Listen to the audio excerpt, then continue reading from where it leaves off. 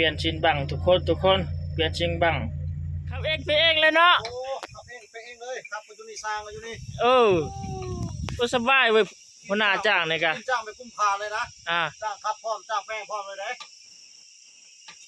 โอ้รถใหญ่เนาะนี่เนาะโอ้ใหญ่350 350เริ่มเปลี่ยนชิ้นบังแล้วบังเลยเนาะเริ่มต้นบังที่2มื้อนี้นะจักมื้อนี้แล้วนี่นะโอ้มื้ออื่นแล้วมื้อนี้มากแม่นมื้อนี้ประกอบเรียบร้อยแล้วนี่ฮะต่อไปเป็นบังใหญ่ต่อไปก็ได้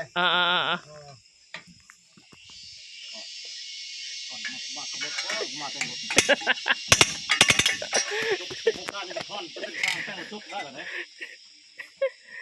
ตัดหน้าเด็กเท่านี้มาแป้งซ่อมขับรถพร้อมมันซ้อนแป้งอยู่บ้านเซ็ตบ้านนี้ก็ทำเลยโอ้แป้งในหันมันจะต้องตับดึงเอากระเพาะมาติกจ้ะคนนี้ไอ้ตัวนี้มันดึงออกง่ายเพราะว่ามันบริจีกดิตัวก้อนมันงัดมันจีกเป็นนักชิบหาย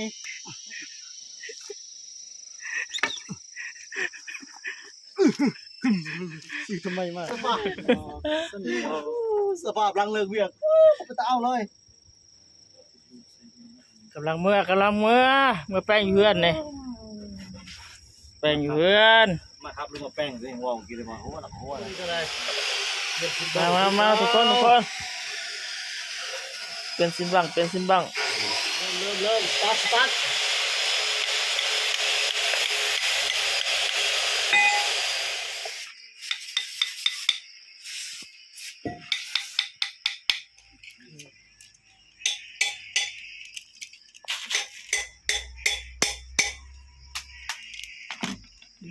เล็กแล้วเอาเข้าแบบได้เนี่ยแนะนำมาหน่อยเด้อถักมาหน่อยเด้อสูตรนี้ละ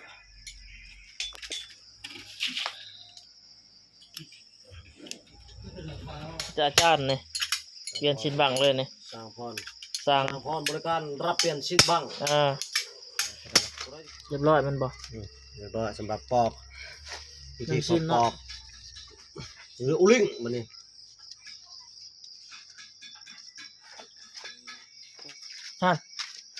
ใส่แล้วก็บอกสามนี้ให้หมดในทุกคนเลยโอ้ยตัวนี้คือบอกนั่นแหละบุเห็นสามทุกคนใส่แล้วก่อนเราจะย่างบุเห็นโอ้ยบุได้ให้ทุกคนมึงจ้าสร้างเล็ดไว้พอด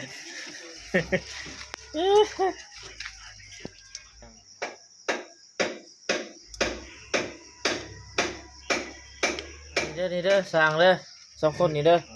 มียังถักมาหาเด้อมียังถักมาหาได้เด้อต้องการเปลี่ยนชิ้นบ้างนะชิ้นใหญ่ชิ้นน้อยบุกเกี่ยวราคาล่มกันได้เลยจักได้หมดนี่นะ3 โต๊ะตลอดนี่หมอนี่ว่าเรื่องจักได้หมดนี่มาเด้อทุกคนนี่เศร้าเลยขับรถนี่จะหน่อยเนี่ยเศร้าขับรถเลยเนี่ยเป็นสางเลยเป็นสางเลยเนี่ยสำเร็จเรียบร้อยเป็นทีเรียบร้อยแล้วบ้านนี้ก็ได้สำนักงานเปลี่ยนสิ้นบ้างเนาะไอ้ถึงประกอบเติมอีกตัวหนึ่งแล้วโอ้ยังอีนี่ดิใส่ได้หมดแล้วได้ทางพื้นน่ะมีละพุ่นไปจะปันจำแล้วนี่เนี่ยเล็กมันเข่าละนะมันเข่าละข้างในละเข่านะบ้านของเข่านะเข่าลงทีเดียว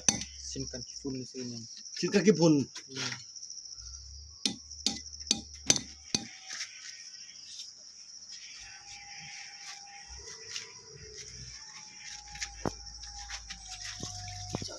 ล่ากับเขาได้เยอะได้ด้เด้อมียังทักได้เด้อนี่เด้อสั่งนี่เด้อนี่เด้อเรียบร้อยสำเร็จ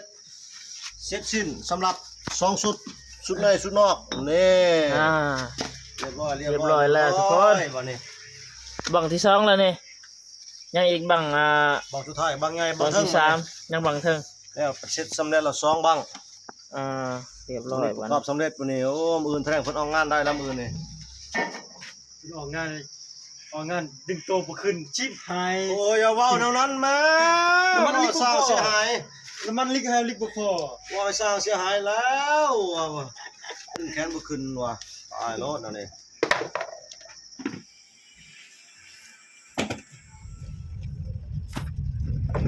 ไปแปลงรถไปแปลงรถทุกคนกำลังประกอบอ่า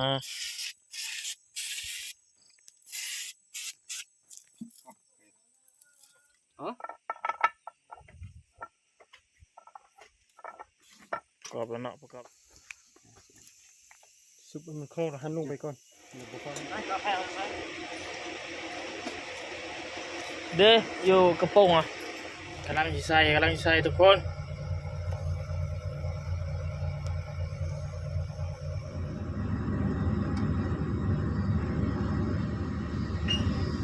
เข้าแล้วทุกคน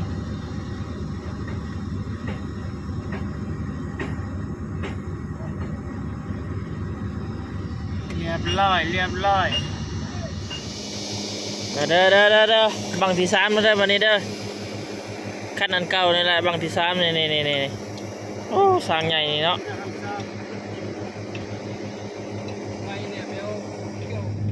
ต่อบังที่3ทุกคน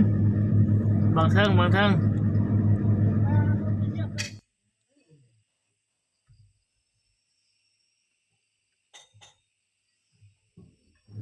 คันเหลืองนี่บังไฮดรอลิกเนาะทุกคนเนาะบังที่3แล้วคันนี้นะคันเหลืองนี่เดี๋ยวสิไปถ่ายคันเขียวอีกคันเขียวนี่จังแม่นยังเพิ่นเขาเจ้ามางอยู่เดี๋ยวจะไปถ่ายให้เบิ่งได้อทุกคนนะคันเขียวไปจะได้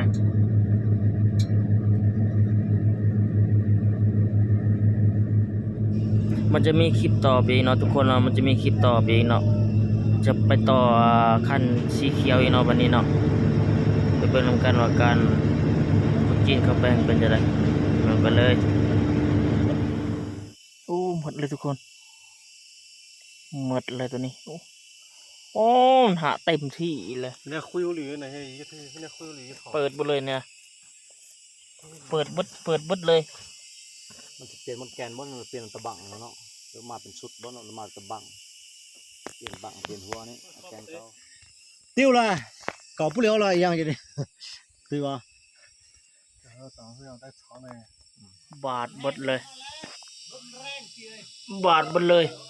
นี่บาดหมดเลยเนี่ย